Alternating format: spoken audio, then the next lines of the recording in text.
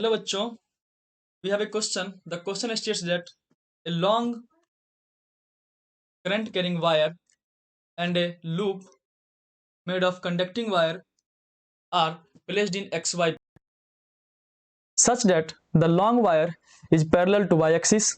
Column I is regarding मतलब one जो column है column one sorry regarding some changes made in the position of loop and column two indicates the resulting effects. Okay, so हमारे पास ऐसा है wire, ठीक है, long wire है, करंट इसमें जा रहा है आई और यहां पर रखा हुआ है लूप.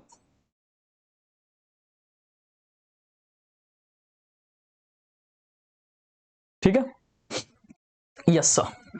सबसे पहले तो ये बताओ, इस करंट कैरिंग वायर के कारण यहां पे जो ए बी सी डी है, यहां पे फ्लक्स का इधर होगा. फ्लक्स का डायरेक्शन बता सकते हो क्या? कहने का मतलब मैग्नेटिक फील्ड का डायरेक्शन बताओ सबसे पहले. तो मैग्नेटिक फील्ड किधर होगा? ये एक्स वाई प्लेन में है तो मैग्नेटिक फील्ड होगा सर अंदर की तरफ होगा. मैग्नेटिक फील्ड किधर होगा? अंदर की तरफ होगा मैग्नेटिक फील्ड, मतलब के कैप में. बी किधर होगा? इसको बोल सकता हूं मैं कि माइनस के कैप में. किधर है? माइनस के कैप में.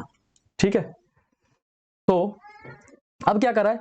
If loop is moved away from the wire while keeping in x y plane, इससे दूर ले जा रहे हैं. फर्स्ट केस क्या कर रहा है? फर्स्ट केस बोल रहा है कि भाई इसको मैं उठा के इससे दूर ले जा रहा हूं.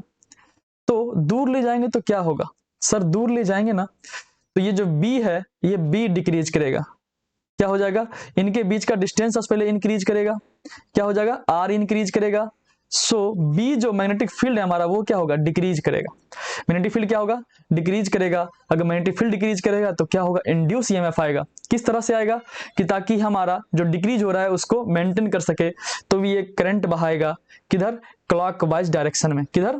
क्लॉकवाइज डायरेक्शन में अगर करंट बहाएगा लूप में, किधर बहाएगा? क्लॉकवाइज डायरेक्शन में करंट बहाएगा. ये ए बी सी डी है हमारा.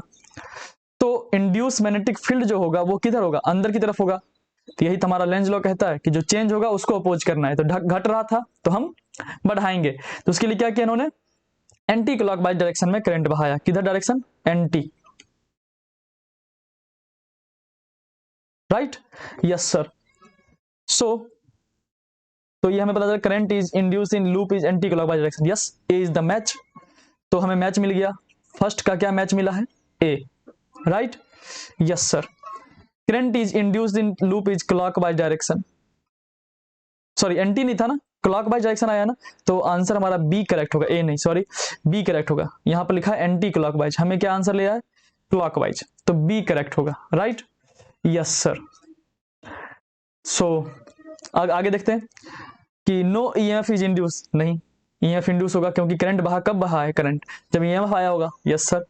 द वायर विल अट्रैक्ट और रिपेल. देखो लेंज लॉ क्या कहता है कि जिसके कारण हमारा चेंज आया उसको अपोज करो. तो ये V जो मोशन आया वो किधर है? राइट में मूव कर रहा था. राइट में मूवमेंट करने के कारण ही इसका फ्लक्स चेंज हुआ. हाँ सर. तो इसको क्या करेगा? ये इसको खींचेगा अपनी तरफ. क्या करेगा? इसको खींचेगा, इसको फोर्स लगाएगा. किधर की तरफ? वायर क्या करेगा? इसको अपनी तरफ खींचेगा ताकि हमारा फ्लक्स क्या हो सके? चेंज होने से रुक सके. इसलिए क्या करेंगे? एक दूसरे को अट्रैक्ट करेंगे. ठीक है, क्या करेंगे? अट्रैक्ट करेंगे. तो यहां पर लिखा है कि वायर विल अट्रैक्ट और repel the loop. Yes, obviously क्या करेंगे? ये अट्रैक्ट करेंगे. दोनों ऑप्शन दिया है तो इसलिए ऑप्शन हमारा डी करेक्ट हो जाएगा, मतलब इसका मैच आ जाएगा. चलते हैं अब सेकंड केस पे. सेकंड क्या प्रॉब्लम आया है? If loop is moved towards the wire while the keeping x y plane. अब इसको क्या किया? इसको मूव कराया किस तरफ? इसके तरफ. तो इसका जस्ट अपोजिट केस हो गया ना. किसका अपोजिट? फर्स्ट वन का अपोजिट केस. तो पहले जो करंट हमारा क्लॉकवाइज था तो सर सीधा बोल सकता हूं मैं ये अब एंटी क्लॉकवाइज होगा. पहले जो ये सर अट्रैक्ट हो रहा था अब क्या होगा? रिपेल होगा, क्योंकि इसके पास आ रहा है तो इसको क्या करेगा? दूर फेंकेगा. ठीक है, जो मैग्नेटिक फोर्स आएगा वो किधर आएगा? रिपल्सन वाला काम करेगा, दूर फेंकने का काम करेगा, क्योंकि ये इसके पास आ रहा है. तो सेकंड वन का आंसर मैं डायरेक्ट लिख सकता हूं कि ये एंटी क्लॉकवाइज होगा. तो एंटी क्लॉकवाइज ऑप्शन क्या है हमारे पास? ए है. और अट्रैक्शन और रिपल्सन तो हो ही रहा है, दोनों ऑप्शन एक ही में दिया है, तो इसलिए हमारा डी ऑप्शन भी क्या हो जाएगा? मैच हो जाएगा. अब आते हैं थर्ड पे, if loop is rotated about x axis then, किसके अबाउट रोटेट किया है, इसके अबाउट रोटेट किया है। तो चलते हैं इसके अबाउट रोटेट करते हैं, तो देखते हैं क्या होगा।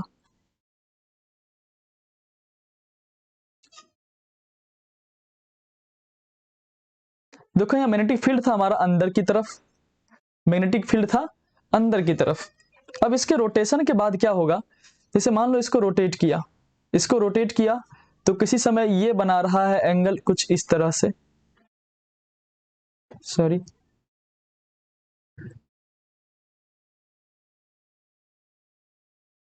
सही से डायग्राम बना लिया जाए, तो ये हो जाएगा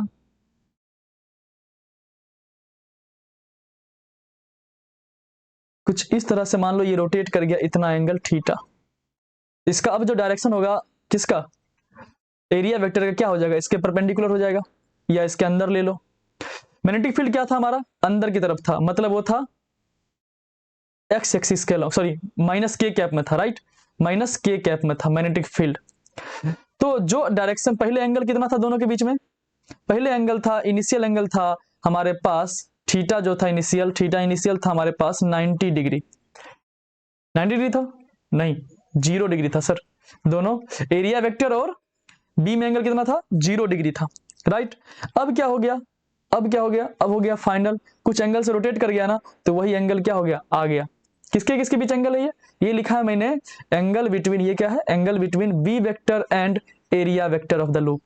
अब बताओ फ्लक्स हमारा क्या हो गया, चेंज हो गया, फ्लक्स चेंज हो रहा है ना, तो फ्लक्स चेंज होगा तो क्या होगा सर, फ्लक्स चेंज होगा तो ईएमएफ इंड्यूस होगा, फ्लक्स चेंज होगा तो ईएमएफ इंड्यूस होगा, राइट। तो यहां पर पहले देखते हैं फ्लक्स, ये रोटेट किया तो फ्लक्स चेंज हुआ है तो ईएमएफ इंड्यूस होना चाहिए। तो अब देखते हैं कंडीशन क्या है हमारे पास, कब पूछा है, if the loop is rotated about x axis just after this, okay, तो जस्ट आफ्टर दिस पूछा है, जस्ट आफ्टर दिस मतलब क्या, उस समय इसका एंगल क्या रहेगा, सेम ही रहेगा, उस समय एंगल क्या रहेगा, सेम रहेगा। तो जस्ट उस समय हमारा कोई चेंज नहीं होगा फ्लक्स का। ये कब होगा, जब रोटेट कर जाता, कुछ देर बाद पूछा होता हमसे, लेकिन इन्होंने क्या पूछा है, जस्ट आफ्टर नहीं, मतलब जस्ट आफ्टर, जब ये रोटेशन स्टार्ट हुआ है तो फ्लक्स क्या होगा, चेंज नहीं होगा। तो फ्लक्स चेंज नहीं होगा तो फाई इज कांस्टेंट रहेगा, सो ईएमएफ क्या रहेगा, 0 रहेगा। जब ईएमएफ चेंज ही नहीं हुआ है तो अट्रैक्शन रिपल्सन कुछ तो होगा नहीं, राइट, यस सर। अब आते हैं फोर्थ वन में, तो सो इसका मैच क्या आ जाएगा हमारे पास, थर्ड वन का मैच आएगा E equal to 0, so no EMF induce और कोई अट्रैक्शन रिपल्सन नहीं होगा, तो option C is the only match. अब बात करते हैं हम लोग कि इसको रोटेट किया गया है y के अबाउट, तो अब देखो कब पूछ रहा है, किस सिचुएशन पूछ रहा है, ये भी इंपॉर्टेंट है। If loop is rotated about y axis then just after this, okay, तो देखो जस्ट आफ्टर दिस क्या होगा, कोई चेंज नहीं होगा।